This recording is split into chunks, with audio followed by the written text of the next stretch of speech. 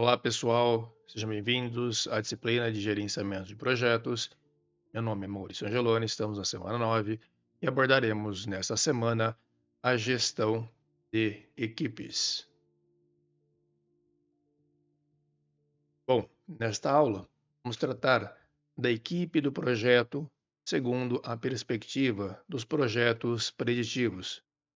Vamos entender o que é perímetro da equipe, configurações de combinação empresa-projeto, organograma e matriz RACI ou gráfico linear de responsabilidades, ok?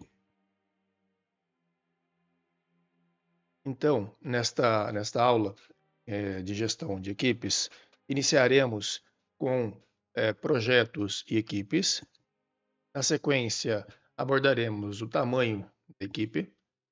Depois, abordaremos o assunto das equipes virtuais, que ganhou bastante força, né, durante a pandemia de Covid-19, competências desejadas, organização da equipe e, finalmente, o organograma linear.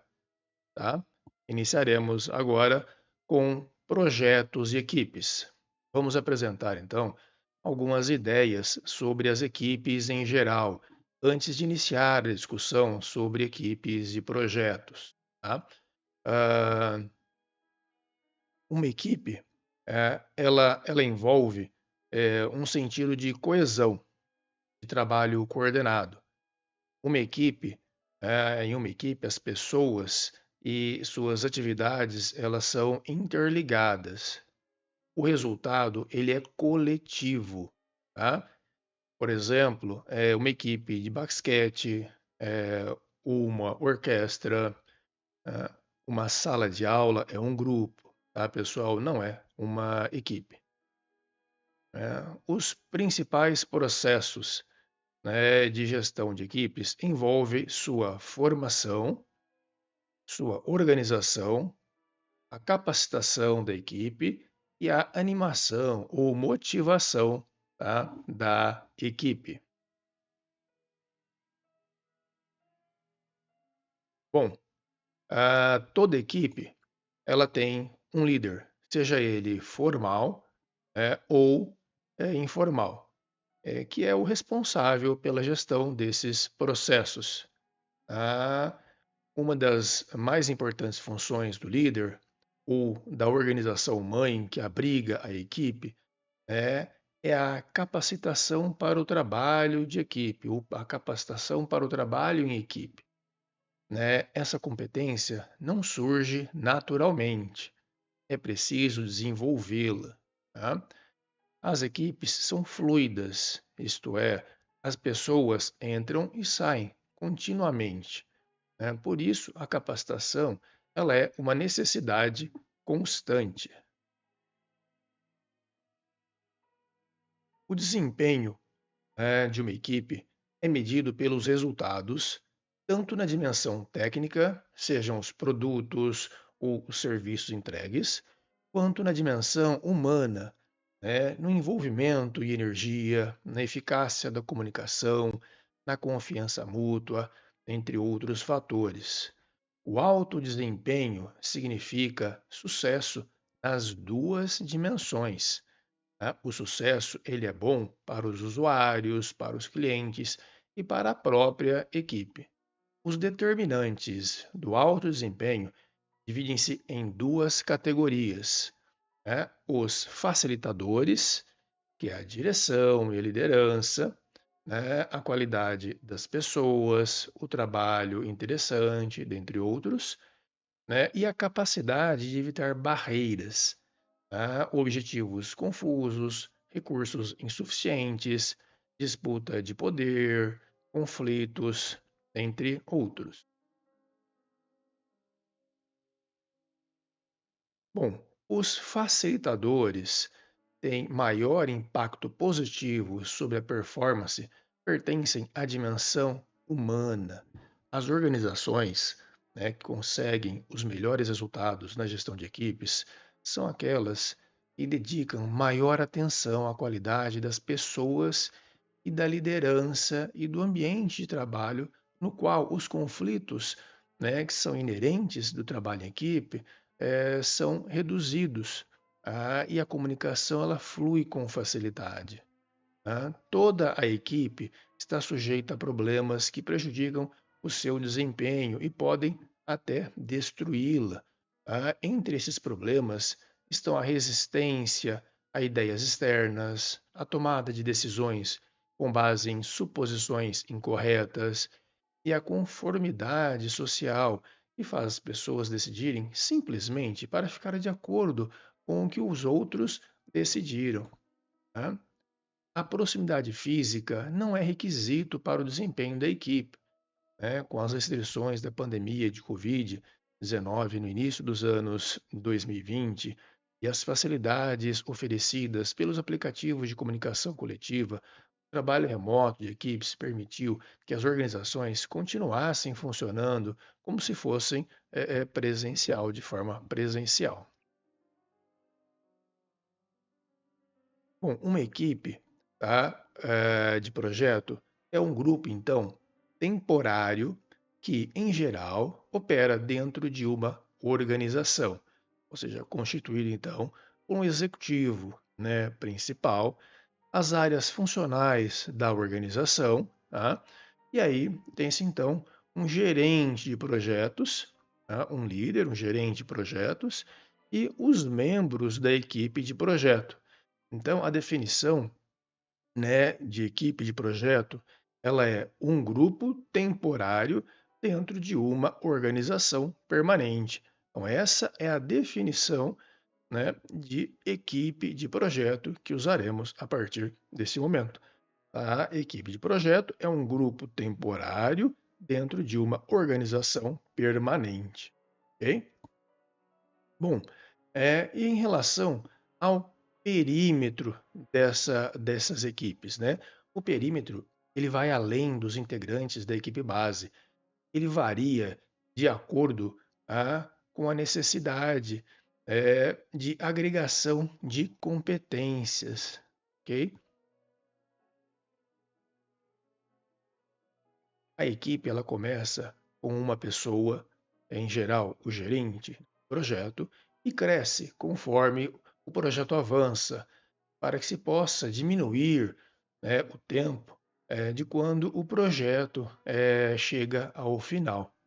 Tá? Na composição da equipe, há os participantes diretos, ou seja, os protagonistas, tá? E há também, né, os outros participantes, os indiretos, os eventuais ou os acessórios, né, entre aspas. Tá? Os participantes diretos, ou seja, a equipe propriamente dita, o núcleo base, né, da equipe do projeto, são as pessoas que trabalham predominantemente ou exclusivamente no projeto e representam sua identidade coletiva. Os eventuais, ou os colaboradores, acessórios, ou os outros participantes indiretos, tá? São as pessoas que trabalham nos serviços funcionais e nas empresas contratadas, e que se vinculam ocasionalmente ao projeto. Assim, a palavra equipe, ela pode significar, no sentido amplo, o conjunto de todas as pessoas envolvidas direta ou indiretamente no projeto. No sentido estrito, né, como o conjunto de pessoas que se envolve diretamente no projeto e devem garantir a entrega dos resultados. Tá? Então, por isso é que a gente tem aqui um perímetro, tá, da equipe, constituída pelo Project Manager, um gerente de projeto, o núcleo base, né, da equipe de projeto e as outras pessoas, né, das áreas funcionais, fornecedores, clientes e demais stakeholders, né, que podem estar envolvidos indiretamente, né, no resultado, na entrega do projeto, no projeto e no seu deliverable, né, no seu entregável. Ok? Bom, então, após algumas, né, observações relativas a projetos e equipes, vamos passar então para o tamanho da equipe. O tamanho da equipe de projeto pode variar, tá? Desde uma única pessoa até centena ou mesmo milhares de pessoas. Dependendo da organização, podemos encontrar uma constelação, né, uma variedade muito grande de pequenos projetos ou organizações que se concentram em grandes projetos centrais. Tá? Em ambos os casos, a importância do projeto é o que define o tamanho da equipe e o seu impacto na organização como um todo. Existem três configurações principais para a combinação entre projeto, né, entre empresa e projeto, como apresentado aqui, né, no slide, ou seja, empresas, né, do tipo combinação do tipo A, onde a gente tem aqui em bolinha mais escuro projeto e no retângulo empresa. Então, do tipo A, né, as combinações empresa e projeto do tipo A, a gente tem empresas dominantes, né, envolvida em grandes projetos estratégicos. Tá? Então, tem grandes empresas envolvidas em projetos, né, estratégicos. Exemplo, indústria automobilística. Né? Combinação do tipo C. Tá? Nós temos então o projeto é dominante, não mais a empresa, tá? Envolvendo diversas empresas, né? Ou seja, grandes obras, programa espacial, né? Por exemplo. Tá? E combinação do tipo C, onde a gente tem empresa dominante envolvida em muitos projetos pequenos, tá? Por exemplo, indústria farmacêutica, indústria de TI. Né? Cada configuração dessas, tá, pessoal, exige uma estratégia específica da gestão de equipes. Tá? Por exemplo, a configuração do tipo C, né, ela envolve uma estrutura matricial complexa, e coordenação de alto desempenho para coordenar aí equipes que trabalham em paralelo, né? Muitas vezes em um projeto, né, de forma paralela com outros projetos ou com suas atividades diárias de rotina da empresa. Ok? Bom, projetos, tá, sempre são empreendimentos coletivos, tá, que envolvem a coordenação de diferentes pessoas. Mesmo a equipe de uma pessoa, ela reporta-se a um chefe, relacionando-se com clientes, fornecedores e utiliza recursos das áreas funcionais, tá, da organização. Assim, o trabalho de equipe é uma exigência no mundo de projetos. Essa exigência é muito maior quando se trata aí de organizações orientadas para projetos, nas quais, né, o projeto é o modo principal de produção de bens e serviços. Vamos abordar agora algumas considerações relativas ao tamanho, das equipes, tá? Então, o tamanho da equipe de projeto ele pode variar desde uma única pessoa até centenas ou mesmo milhares de pessoas, como ocorre com os projetos complexos e de grande porte. Mesmo no caso de projetos individuais, alguém trabalha sozinho, ninguém trabalha sozinho. Ou seja, a equipe de uma única pessoa, ela reporta-se ao chefe, ela relaciona-se com o cliente, com o fornecedor, e ela utiliza recursos das áreas funcionais da organização. O que parece trabalho de um único autor, na verdade, é um empreendimento coletivo, orquestrado, tá, pelo operador principal. Grandes equipes envolvidas em projetos complexos, especialmente em uma organização do tipo B, né, como vimos no slide anterior, são formadas por pequenas equipes distribuídas geograficamente. Mesmo as equipes pequenas podem ser formadas por pessoas sem proximidade física permanente. Tá? Essas pessoas, elas encontram-se periodicamente e podem passar a maior parte do tempo trabalhando individualmente. Tá? A proximidade física pressupõe uma atividade intrinsecamente coletiva, como a construção de um produto físico ou um processo intelectual de análise e tomada de decisão. A eficácia do processo e as habilidades humanas de comunicação são determinantes do sucesso da equipe e do projeto. Essa premissa assumiu, maior dimensão nesses tempos modernos, né, na era da informação. Então, abordamos agora a respeito do tamanho da equipe. Na sequência, trataremos sobre as equipes virtuais, que ganhou grande avanço aí durante o período de Covid-19, no início dos anos 2020. Tá? Diversos fatores contribuíram então para transformar o clássico trabalho presencial de muitas ocupações em trabalho remoto.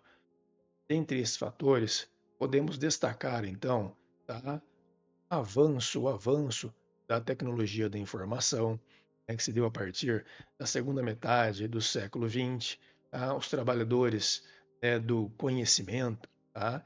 Assistentes administrativos, contadores e muitos outros tipos de profissionais passaram a dispor de ferramentas para trabalhar em casa e conectar-se com seus empregadores ou contratantes e com os seus colegas. A proximidade física entre os participantes de equipes e a presença no local de trabalho tornaram-se então desnecessárias. Tá? O alto custo do trabalho presencial, ou seja, aluguéis, estacionamento, perda de tempo com deslocamento no trânsito, equipamentos, espaço para reunião e outros recursos, tem custo elevado. Tá? A permanência de trabalhadores em casa dentro dos requisitos estabelecidos pela legislação contribui para reduzir custos e aumentar a eficiência. O crescimento das organizações multinacionais, exigindo aí trabalho, um contato e o trabalho coletivo de pessoas e equipes espalhadas por todo o mundo. Essas organizações, elas impulsionaram o modelo do trabalho remoto. Pode-se formar uma equipe com pessoas que praticamente nunca se veem, trabalham em lugares totalmente diferentes, não precisam de escritórios nem de viagens frequentes e se falam idiomas diferentes também, comunicando-se preferencialmente na língua inglesa. Eh, Há vários nomes para designar aí essas equipes: Global Teams, multinacional, multicultural, transacional, transcultural, equipes distribuídas geograficamente, ou dispersas geograficamente, ou equipes não locadas, enfim, com a pandemia do novo coronavírus, o Covid-19, o trabalho remoto ele deixou de ser uma possibilidade ou estratégia e tornou-se necessidade. As organizações e pessoas foram obrigadas a sair dos escritórios, lojas, escolas, editoras, laboratórios de desenvolvimento e outros tipos de organizações para trabalhar em casa, usando plataformas de comunicação coletiva. Bom, quais são as condições, então, para o bom desempenho do trabalho remoto de uma equipe de projeto, ou seja, eh, com seus integrantes trabalhando em seus home offices, né? A experiência ainda é recente, tá? Com essa modalidade de trabalho, mostra alguns fatores críticos de sucesso. É importante conhecer esses fatores críticos, tá? E praticá-los. Tá? Então, porque o trabalho remoto não é mais tendência, tá? Ele é o novo normal. Então, vou citar aqui, tá? Algumas condições para que o bom desempenho do trabalho remoto, das equipes de projeto possa ocorrer. Tá? Bom, o primeiro é, sem dúvida, a disciplina. Tá? Para preservar a qualidade do trabalho e da vida particular, os participantes das equipes remotas devem manter condições similares às de equipe presencial. Usar roupa de trabalho, tomar café da manhã, ter horários para trabalhar, evitando permanecer conectados o tempo todo, respeitando os horários dos outros integrantes da equipe, assim como os finais de semana. Bom, outro ponto, outra característica, outra condição é a confiança, tá? receios e mal-entendidos podem impedir o sucesso, né, ou todo o potencial de uma equipe, né? Como os gerentes e líderes podem acompanhar e controlar o desempenho das equipes? Né? Essa é a pergunta que a gente se faz. A confiança, né, a autonomia para realizar tarefas em regime remoto, ela é fornecida imediatamente, com expectativas imediatas de resultado. Os trabalhadores remotos devem ser tratados com confiança e expectativas mais altas, tornando a integração e o treinamento de funcionários um fator crítico. De acordo com a pesquisa da Talent LMS, pelo menos 70% das empresas oferecem treinamento para sua força de trabalho remota, enquanto 17% dos trabalhadores remotos afirmam que investem em seu próprio treinamento. O apetite por programas de treinamento em que os funcionários podem confiar, né, está crescendo rapidamente. Programas de desenvolvimento de liderança precisam se adaptar às necessidades dos trabalhadores remotos, que a atendem. A liderança por meio de acordos. Então, as empresas, né, que desejam liderar com eficiência uma força de trabalho remota compreendem o valor dos acordos. Para isso, podem tomar emprestados os princípios dos métodos ágeis e preconizam reuniões frequentes.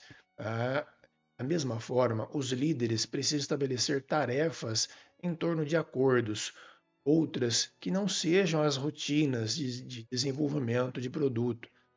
Acordos escritos definem a cultura do desempenho e conseguem superar as expectativas não expressas.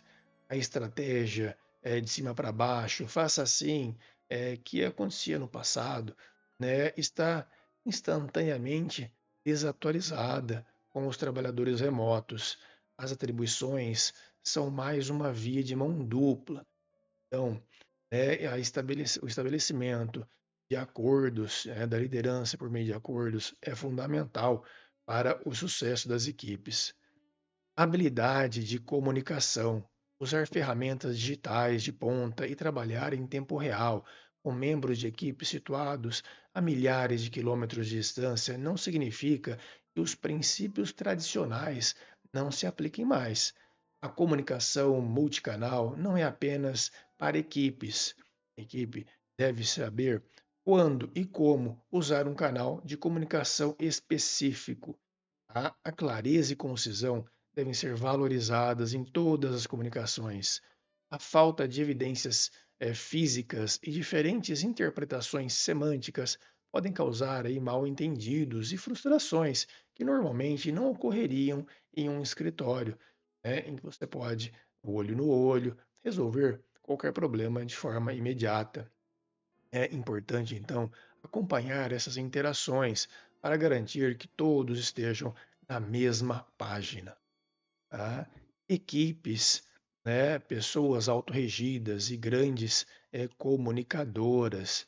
Tá? Então, pessoas autorregidas são fundamentais para o sucesso de uma equipe, por exemplo, uma equipe Scrum, uma equipe ágil, mas são ainda mais importantes para aquelas equipes ágeis distribuídas, onde a comunicação pode ser lenta. Os membros de equipes distribuídas não podem depender ou esperar que que os outros atribuam o trabalho. Em vez disso, eles devem gerenciar suas próprias responsabilidades e seu próprio cronograma para garantir que a equipe atinja os objetivos definidos. Tá? No entanto, autogestão não significa que a comunicação deva ser deixada de lado. Tá? Muito pelo contrário, hein? A comunicação em tempo real ainda é necessária para construir relacionamentos com os membros da equipe, trocar feedback valiosos, e concluir tarefas e projetos.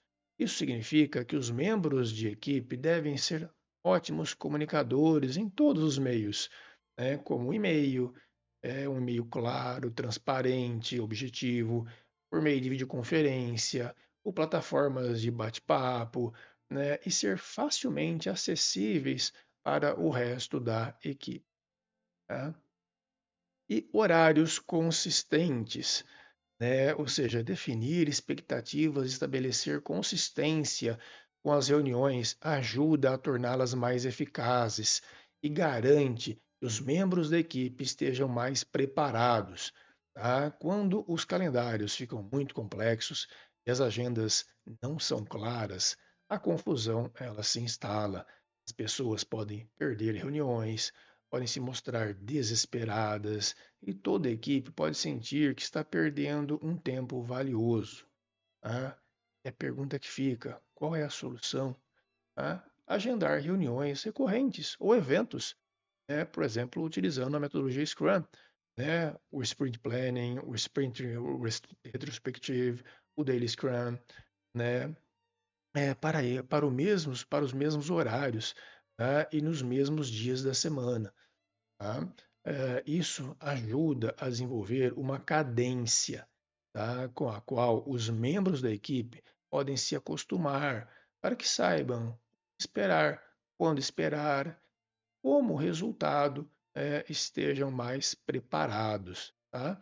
Além de horários de reuniões consistentes, designar horas centrais para a disponibilidade da equipe. Em um mundo perfeito, as equipes distribuídas trabalhariam no mesmo fuso horário ou horário similar, mas nem sempre é o caso. Se a equipe for grande e distribuída em fusos horários diferentes, as diferenças de tempo devem ser consideradas, permitindo usar as horas sobrepostas para os eventos, né, como citado ali, os eventos Scrum, tá? Reuniões com stakeholders e outras reuniões colaborativas. Se o horário comum for curto, os membros da equipe podem precisar, né, estar disponíveis fora do seu horário normal, quando necessário. No entanto, isso só deve ser feito se for absolutamente imperativo.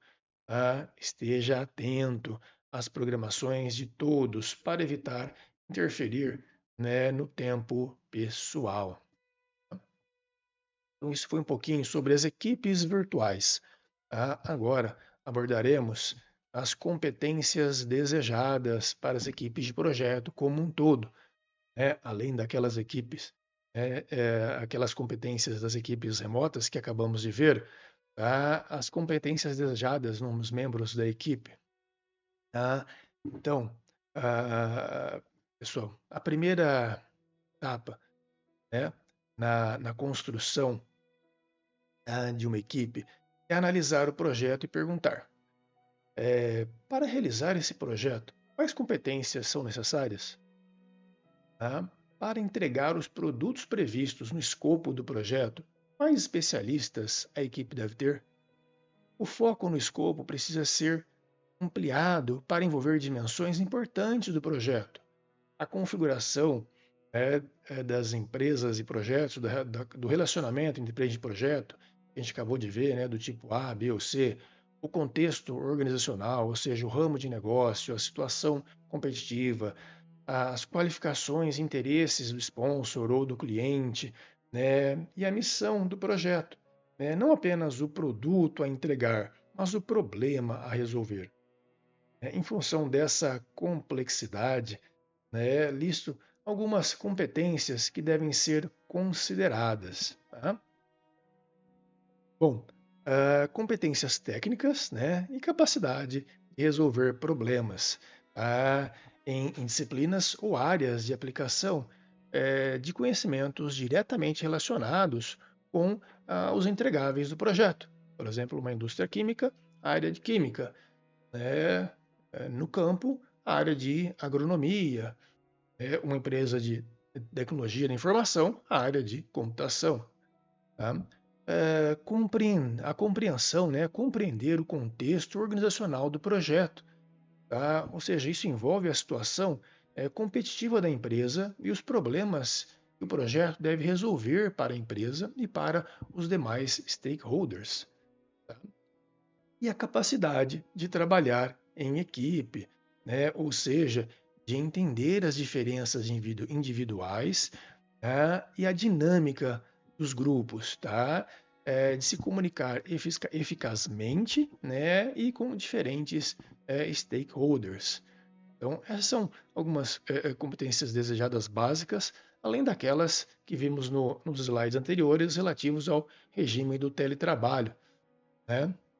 Além dessas, existem outras competências, né, nesse mundo moderno, né, no mundo VUCA, IBANI, né, volátil, incerto, complexo, ambíguo, né, frágil, não linear, né? Então, são competências relacionadas a pensamento crítico, pensamento analítico, habilidades socioemocionais, que devem também fazer parte das equipes. Lembrando que a gente não nasce com essas competências. Todas elas são passíveis de treinamento, de capacitação. Daí a grande importância, né, a grande importância de uma capacitação constante, contínua, por parte das equipes, né, para as equipes, né, que as empresas devem aí fornecer. Bom, partimos agora para a organização da equipe. Tá? Uma vez então recrutadas, né, as pessoas, a equipe ela é então organizada. O processo de organizar a equipe, ela consiste em definir papéis e suas interações para construir uma estrutura orgânica, isto é, a organização interna da equipe do projeto. E a pergunta que fica é como? Que critérios se deve utilizar para isto? Tá? E a resposta, pessoal, é a EAP, é a estrutura analítica de projeto, ou a WBS, a Work Breakdown Structure. A WBS é o principal critério da organização de equipes de projeto. Ele é o principal critério para a organização das equipes de projetos, pois a WBS, a Work Breakdown Structure, transforma na OBS, Organizational Breakdown Structure, ou em português, né, estrutura analítica organizacional. Né? E os pacotes de trabalho do projeto que são atribuídos às pessoas e grupos. Então, parte-se, né, da estrutura analítica de projeto, tá? E monta-se, né, uma estrutura analítica organizacional das equipes de projeto, com o gerente de projeto, responsável pelo entregável 1, entregável 2, entregável 3, entregável 4, né? Então, essa é a estrutura interna do projeto, né, seguindo a estrutura analítica de projeto.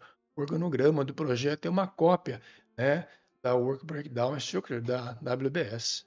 Né? Então, essa é a forma, né, de se organizar, né, a equipe. Okay? Bom, como há diferentes formas de desenhar uma WBS, a OBS ela pode também utilizar qualquer um dos critérios que a gente vai elencar agora. Tá? Então, a primeira é relativo às fases do projeto. Então, a WBS, a OBS, a Work Breakdown Structure e a Organizational Breakdown Structure, elas seguem o ciclo de vida, tá, do projeto, seja o desenho, a montagem, o teste, a implementação. A organização funcional do projeto. Então, a WBS, a OBS, ela segue um modelo da organização permanente, marketing, operação, finanças, unidades de negócio, ou as partes do produto. Tá? Nesse formato, então, a estrutura da equipe é um retrato da estrutura do produto. Cada membro da equipe ou subgrupo assume uma responsabilidade por uma parte do produto. Tá? Então, esse é um pequeno exemplo, tá, de organização das equipes. Bom, passamos finalmente para o organograma linear. Tá? É uma ferramenta para se fazer, né, para fazer a definição da autoridade e responsabilidade na equipe. Ela é um organograma chamado de organograma linear ou matriz linear de responsabilidades, também conhecida como matriz RACI. O organograma linear, tá, pessoal, ele permite visualizar a distribuição de responsabilidades e autoridades pela administração dos projetos entre os ocupantes dos diferentes cargos e chefes dos departamentos de estrutura organizacional. Esse organograma linear, ele é um gráfico em forma de matriz, tá? Então, ele retrata O organograma linear ele retrata uma lista de atividades ou decisões correspondentes ao ciclo de vida do projeto, tá? Na primeira coluna. Então, na primeira coluna, coloca-se uma lista das atividades ou decisões que correspondem ao ciclo de vida do projeto. Tá? Nas colunas seguintes, né, áreas, cargos ou pessoas envolvidas na administração das atividades ou decisões. Tá? E nas células, a atribuição das responsabilidades e das autoridades, né, ou aos departamentos, tá, para a administração das atividades e decisões por meio de códigos. Tá? Utilizaremos, então, né, alguns códigos, né, que, dão, que dão nome à matriz, né, a matriz ACE. Vamos ver então. O R, né, ele significa responsável, que tem responsabilidade sobre a tarefa, executando-a pessoalmente ou supervisionando sua execução. Então, sempre que aparecer a letra R, significa o responsável, de fato, o executor, né, que vai fazê-lo pessoalmente ou vai supervisionar a sua execução. Sempre que aparecer o A, é quem tem autoridade, é a autoridade para aprovar ou vetar uma decisão, né, a execução de uma atividade ou o resultado final. Então, sempre que aparecer a letrinha A, significa a pessoa que é a autoridade, o aprovador, quem deve aprovar e autorizar, né, ou vetar uma decisão, ou execução da atividade, ou o resultado final. Sempre que aparecer a letrinha C, né, é relativo a pessoas que devem ser consultadas, tá, antes da execução da atividade, ou como condição para a execução da atividade. Então, o C são as pessoas consultadas, que devem ser consultadas. Tá? A letrinha I deve ser informada, ou seja, as pessoas que devem ser informadas sobre a execução da atividade ou seus resultados. Então, essa é a chamada matriz ACE. Tem vários modelos, templates e formas de montar uma matriz ACE. A gente vai ver algum exemplo, tá, dela aplicada, né, no organograma linear. Então, lembrando, o R é o responsável, o A é a autoridade, o aprovador, né? O C, quem deve ser consultado, e o I, quem deve ser informado. Ok? Então, vamos passar para um exemplo. Né?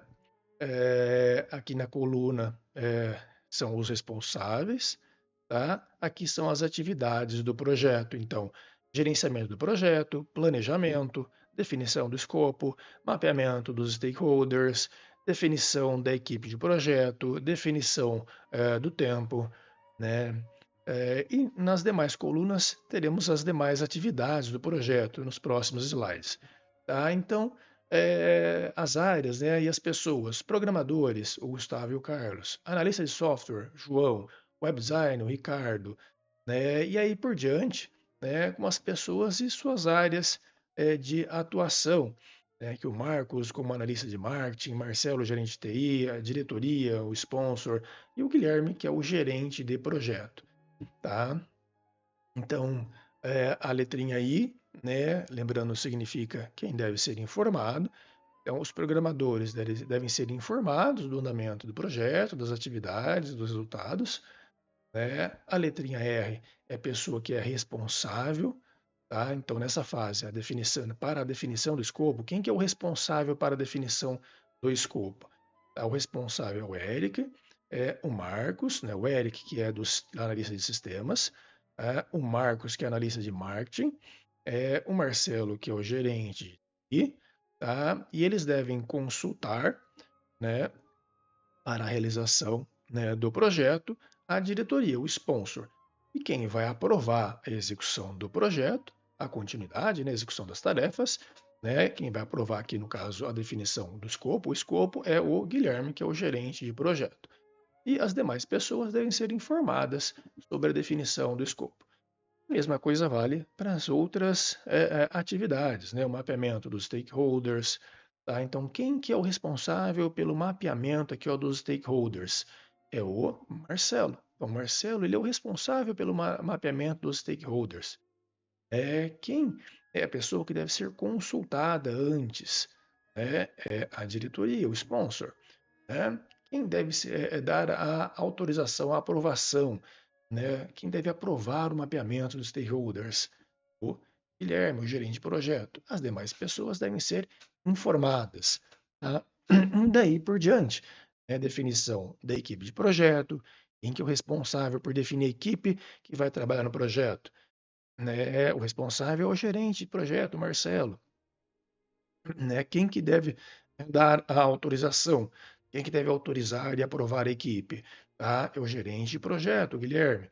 Quem deve ser consultado antes, né? Deve ser a diretoria. E os demais devem ser informados, tá? E aí, por diante, tá, pessoal? Vamos seguir aqui na próxima coluna, né? Para as demais atividades. Definição de recursos físicos, delineamento de riscos, estimativa de orçamento, aprovação do orçamento, gerenciamento das aquisições de contrato, né? Então, daí por diante, né? A letrinha R significa sempre o responsável. Então, quem que é o responsável pelo gerenciamento de aquisições e contratos? É a Vanessa, que é a supervisora de suprimentos, né? Quem deve ser consultado? A diretoria. Quem deve aprovar, né, o gerenciamento aí das aquisições e do contrato? O gerente de projetos, o Guilherme. As demais pessoas devem ser informadas, tá?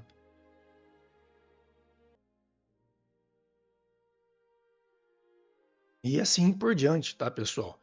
E assim por diante, tá? Finalizando, né, nas atividades, o monitoramento do projeto, com reuniões semanais, dashboards, desenvolvimento do plano da qualidade, testes dos unitários, homologação e plano de manutenção. Então, é sempre, né, que a gente tem um organograma linear, né, com a identificação, né, por meio das siglas RACI, né, o responsável pela atividade, quem de fato vai fazer ou vai supervisioná-la, né, quem deve autorizar a atividade, né, quem deve ser consultado antes que ela aconteça, né, e quem são as pessoas que devem ser informadas, ok? Bom, com isso, pessoal, é, é, a gente viu, né, como se dá a gestão de equipes, tá? Então, uma equipe de projeto, ela é um grupo temporário formado para executar um projeto, tá? As equipes de projetos, em geral, são flutuantes, tá? A sua composição se altera com o andamento do projeto, tá? Então, resumidamente, as configurações das equipes elas variam muito. Há organizações com muitas equipes pequenas e há organizações com equipes grandes, que ocupam todo o espaço. Algumas organizações são formadas por uma única equipe grande, tá? O desempenho de uma equipe, então, ele é avaliado em função dos resultados técnicos e dos resultados da própria equipe. Uma equipe de alto desempenho tem resultados nas suas duas dimensões, né? O alto desempenho e a condição que precisa ser construída por meio da capacitação constante. Tá? Há diferentes maneiras de organizar uma equipe de projeto e a gente viu que a AWS ela é a mais simples. O organograma e a matriz linear, né, de responsabilidades, ou matriz RACI, são ferramentas para retratar a organização das equipes. Tá? Então, com isso a gente termina, tá, pessoal, essa aula de hoje, em que a gente abordou a gestão de equipes. Então, até a próxima aula.